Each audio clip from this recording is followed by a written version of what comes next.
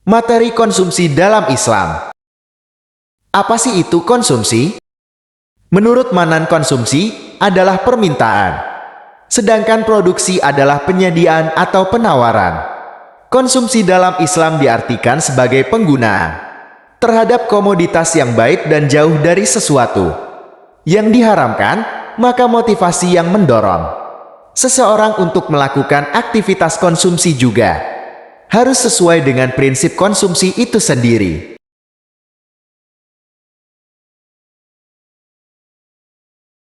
Tujuan konsumsi adalah dalam rangka memenuhi kebutuhan manusia.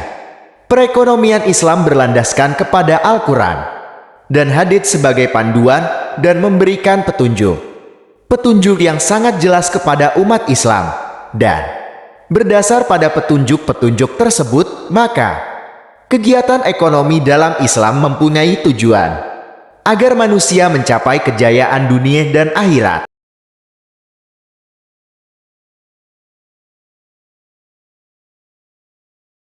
Para fuqaha menjadikan memakan hal-hal yang baik ke dalam 4 tingkatan. Pertama, wajib, yaitu mengkonsumsi sesuatu yang menghindarkan dari kebinasaan dan tidak mengkonsumsi kadar ini, padahal mampu akan berdampak pada dosa.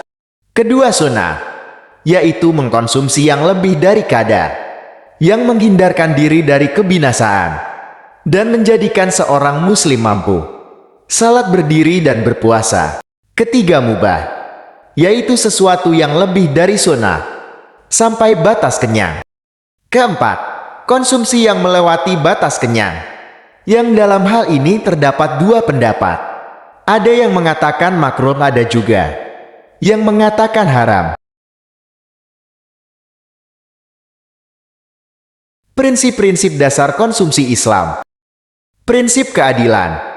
Mengkonsumsi yang tidak boleh menimbulkan kezaliman, harus berada dalam koridor aturan atau hukum agama, serta menjunjung tinggi kepantasan atau kebaikan.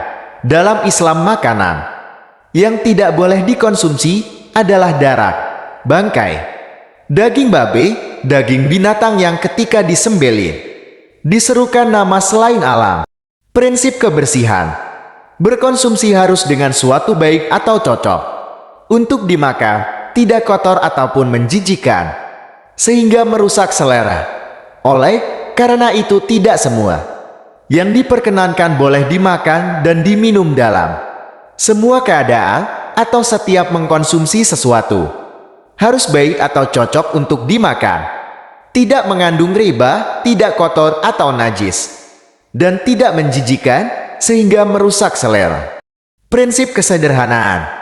Islam memerintahkan manusia untuk lebih efisien dalam menggunakan pendapatannya dan tidak boleh menghambur-hamburkan hartanya, karena itu adalah perbuatan mubazir dan dapat merusak keseimbangan sosial, kesejahteraan, dan akan berakibat kepada kemiskinan dan kehinaan. Prinsip ini mengatur perilaku konsumsi agar tidak berlebihan. Prinsip kemurahan hati. Dengan rahmatnya Allah menyediakan yang ada di langit dan bumi untuk dimanfaatkan dan dikonsumsi ketika tidak membahayakan bagi dirinya, selama maksudnya adalah untuk kelangsungan hidup dan kesehatan yang lebih baik dengan tujuan menunaikan dan beribadah kepada Allah. Prinsip moralitas.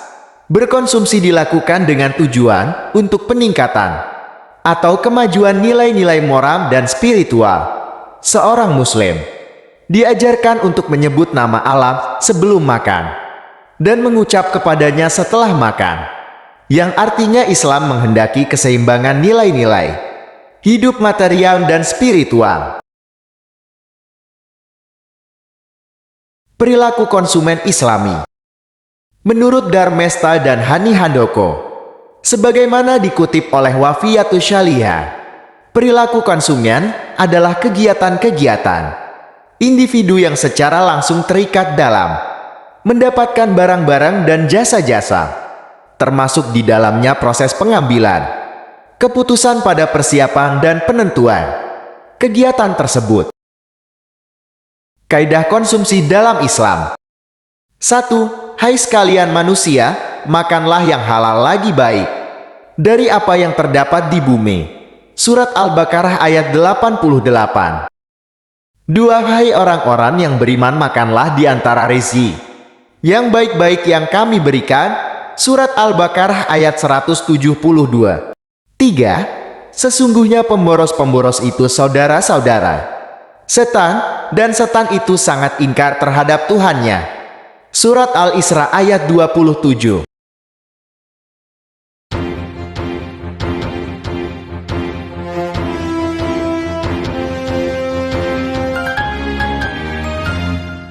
Bring it down.